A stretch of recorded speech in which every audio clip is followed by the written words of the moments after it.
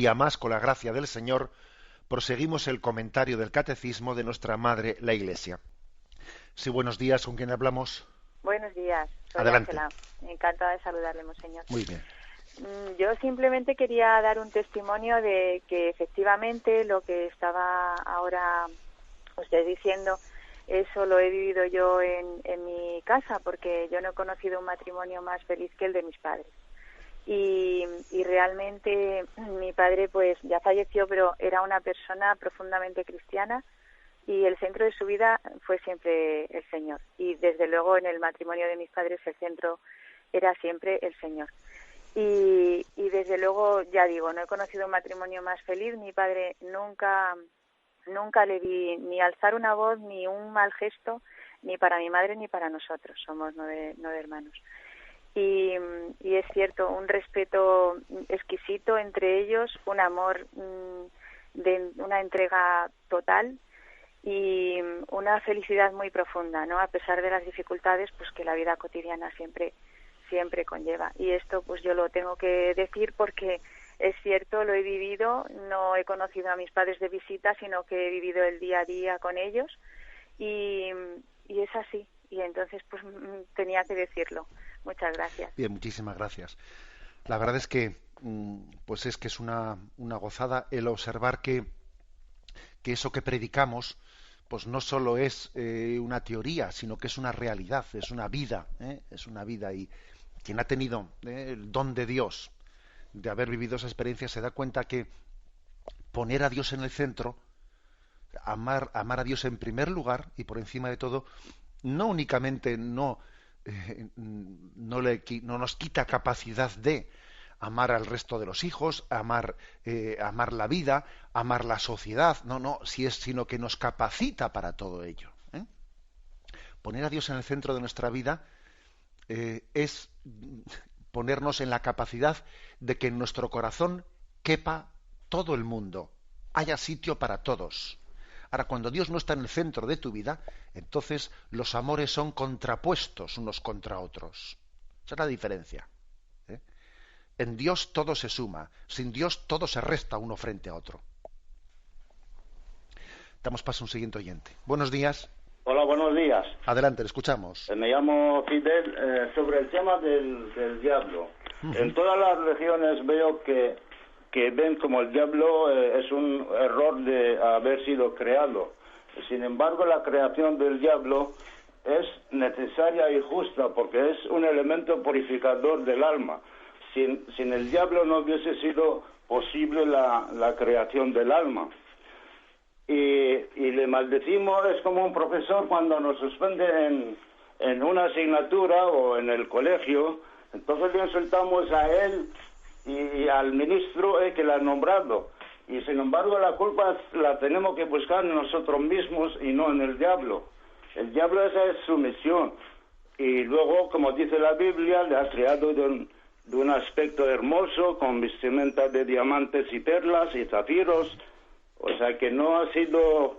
Y luego dice, por ejemplo, Jesús en la Biblia que tengamos cuidado con el diablo porque no perdona. Entonces nosotros cuando le acusamos al diablo de toda la maldad y eso, y sin embargo la maldad está en nosotros. Entonces él pues pide su derecho al castigo nuestro porque nosotros no entendemos cómo es su naturaleza. Y ha sido creado antes del hombre y tenía esa misión de examinar a los hombres. Y muchas gracias. Bien, gracias. Vamos a ver.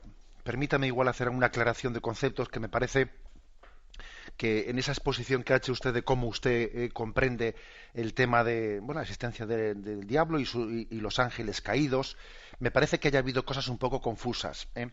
Vamos a ver, hay una cosa que ha dicho usted que yo creo que desde el punto de vista de la comprensión cristiana, católica de la Sagrada Escritura, no sería aceptable. Eso que ha dicho de que sin el diablo no hubiese sido posible pues ni siquiera la creación del alma. Vamos a ver, yo creo que ahí usted ha confundido algunas cosas. Los ángeles caídos son los diablos, y si los ángeles caídos no hubiesen desobedecido a Dios, Oiga, pues desde luego, claro que el plan de Dios hubiese sido pues un plan de justicia original. Ahora mismo no estamos en esa situación, porque de hecho eso ocurrió. Pero decir que el pecado de los demonios era necesario, no, el pecado no es necesario. En absoluto es necesario. Otra cosa es que Dios, en su infinita providencia y amor, es capaz de conducir la historia de manera que feliz pecado que mereció tal redentor, ¿no? O sea, eso es otra cosa distinta, pero decir que el pecado era necesario no es correcto. También la afirmación que ha hecho de que sin el pecado no se hubiese creado el alma, ahí yo creo que usted ha tenido una confusión de conceptos. Eso, la creación del alma no tiene nada que ver con el tema del diablo. O sea, aunque no existiesen los ángeles, aunque los ángeles no hubiesen sido creados, el hombre tiene un alma espiritual, porque es un ser espiritual. Con respecto a lo que ha dicho de que eso de que le echamos la culpa al diablo de las cosas y el diablo no tiene la culpa, que tenemos que echarnos la responsabilidad a nosotros mismos, una cosa no va contra la otra, porque digamos que Satanás es el tentador, es el seductor. Luego, él está en el origen del pecado, aunque nosotros tenemos nuestra responsabilidad, la responsabilidad de haber aceptado entrar en el juego de la tentación. Pero Dios sí acusa a Satanás. Le acusa. Lo cual no quiere decir que nosotros no tengamos nuestra responsabilidad. O sea, que no son dos cosas que se contrapongan. Damos paso a un siguiente oyente. Buenos días. Hola, soy María Isabel. Adelante, le escuchamos. Le llamo desde Ribadesella y en Asturias y bueno, quería comentarle que yo había oído, es lo que yo creía también, que o sea, antes del pecado original, Adán y Eva estaban revestidos de la gracia de Dios y por eso no se daban cuenta de que estaban desnudos. Entonces, al pecar, perdieron esa vestidura de la gracia de Dios y fue cuando se dieron cuenta de que estaban desnudos. Quería saber si esto es erróneo o le parece que está correcto.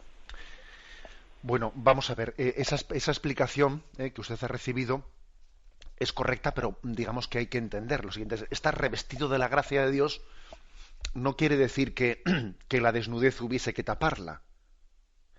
Es que, digamos que la desnudez, antes del pecado original, no era ningún obstáculo. O sea, la desnudez, antes de la distorsión que se crea en el hombre con el pecado original, como el hombre estaba revestido de gracia, es decir, revestido de gracia no quiere decir que se tape la desnudez, sino que la desnudez no es ningún problema, pues porque el cuerpo es un perfecto icono del alma, y entonces el cuerpo no tiene en nosotros, porque no existe la concupiscencia, no tiene en nosotros ese influjo de seducción al pecado. Luego era tan natural la desnudez del cuerpo y de las partes más íntimas como podía ser de la cara o del rostro de la cara, ¿no? O sea, a eso se refiere estar revestido de la gracia, no en el sentido de que se tape la desnudez, sino en el sentido que es que la desnudez, o sea, el cuerpo era perfectamente el icono del alma y no existía ningún influjo hacia el pecado de ello. Es fruto del pecado original que viene esa distorsión en el que el cuerpo, en vez de ser un icono perfecto del alma, también es un icono de mis deseos pecaminosos, y entonces ya comenzamos a tener ese lío interior. Damos paso a una última llamada. Buenos días. Buenos días, monseñor. Adelante, le escuchamos. Mire, quería preguntarle una cosa. El pecado original, ¿lo heredamos nosotros, o sea, toda la humanidad, o solamente las consecuencias del pecado original? Porque un pecado, vamos, como que no se hereda, ¿no? Eso era todo. Muchas gracias. De acuerdo, bien, su pregunta es interesante y la vamos a abordar en estos próximos días, porque se afronta el tema. Obviamente hay que matizar la expresión de que se hereda el pecado original. El pecado personal que cometieron Adán y Eva, lo cometieron ellos, no lo cometemos nosotros. Luego, en ese sentido de ser responsables de haberlo cometido, no lo heredamos. pero sí que heredamos el estado de pecado, que es un estado de enemistad con Dios. Si se me permite el ejemplo, pues imagínese que estamos en esta habitación, en una habitación en la que alguien abre la ventana. Obviamente la culpa de haber abierto la ventana la tiene él, pero es verdad que todos los que estamos en la habitación cargamos con el frío, y de alguna manera, bueno, pues asumimos en nuestra naturaleza, bueno, ya sé que también he utilizado un ejemplo, que ejemplo es y no se puede forzar, pero digamos que no es que heredemos la culpa de haberlo cometido, pero sí heredamos, digamos, el estado. Somos constituidos en un estado que no es de gracia, sino de pecado. Por eso que necesitamos la redención de Cristo para salvarnos de ese estado de pecado en el que nacemos. Cristo nos rescata. Es como si Cristo dijese: yo cierro esa ventana y yo enciendo la calefacción, doy calor de vida a esta humanidad, en la cual el frío, digamos, el pecado se había introducido por influjo de ese pecado de Adán y Eva, y ligado a todos los pecados personales, que aquí a veces hablamos del pecado original como de Adán y Eva, como si nosotros no les hubiésemos acompañado a Adán y Eva pecando también, porque ojo, me despido con la bendición de Dios Todopoderoso, Padre, Hijo y Espíritu Santo. Alabado sea Jesucristo.